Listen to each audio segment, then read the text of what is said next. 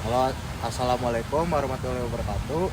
Perkenalkan, nama saya Muhammad Yassin Fajri dengan NIM 1050 123 000 99 dari kelas AB 47 gabungan 0102. Di sini saya akan menjelaskan tema makna toleransi dalam kehidupan beragama.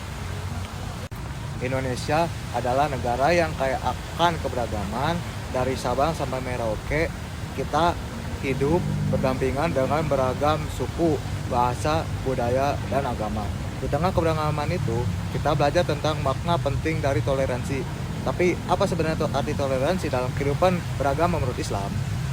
Dalam ajaran Islam, toleransi berarti menghormati keyakinan orang lain tanpa harus menyetujui atau mengikuti ajaran mereka.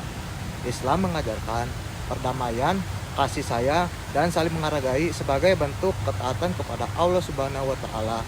Nilai toleransi sudah dijelaskan dalam Al-Qur'an surat Al-Kafirun ayat 6 yang dibacakan lakum dinukum waliyadin, yang artinya untukmu agamamu dan untukku agamaku.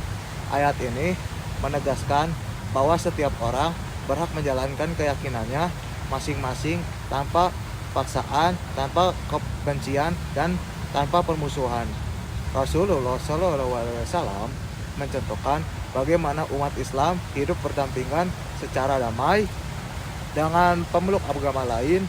Islam menolak segala bentuk pemaksaan dari dalam urusan keyakinan, sebagaimana dijelaskan dalam Al-Quran surat Al-Baqarah ayat 256 yang bacaannya la ikroha fid din, artinya tidak ada paksaan dalam agama.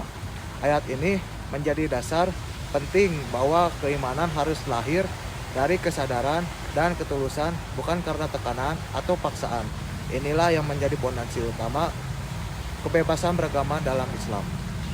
Dalam sejarah Islam, Rasulullah SAW menunjukkan keteladanan besar dalam membangun masyarakat yang majemuk. Di Madinah, beliau mempersatukan berbagai suku dan pemeluk agama Islam satu perjanjian damai yang disebut Piagam Madinah. Rasulullah mengajarkan untuk berlaku adil kepada siapapun tanpa memandang agama atau asal-usulnya. Dalam sebuah hadis, Rasulullah bersabda, Man azza zimiyan fa anna khasmuhu yaumal qiyamah. Artinya, barang siapa yang menyakiti orang-orang zimmi, maka aku akan menjadi musuhnya pada hari kiamat. Hadis riwayat Abu Dawud.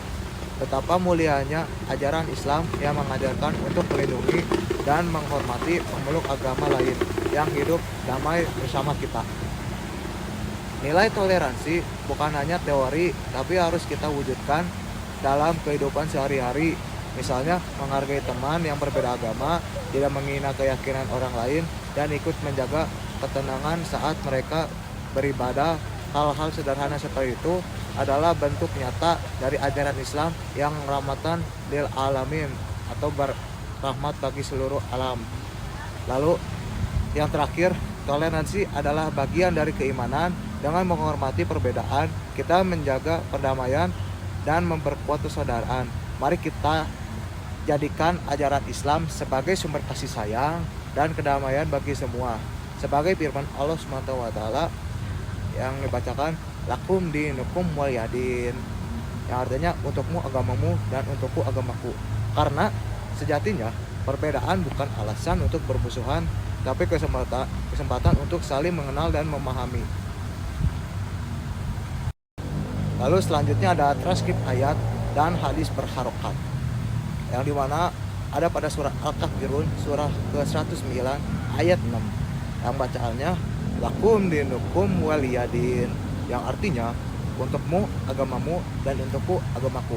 Yang kedua ada surah Al-Baqarah surah kedua ayat 256 yang bacanya la ikroha fid din, yang artinya tidak ada paksaan dalam agama.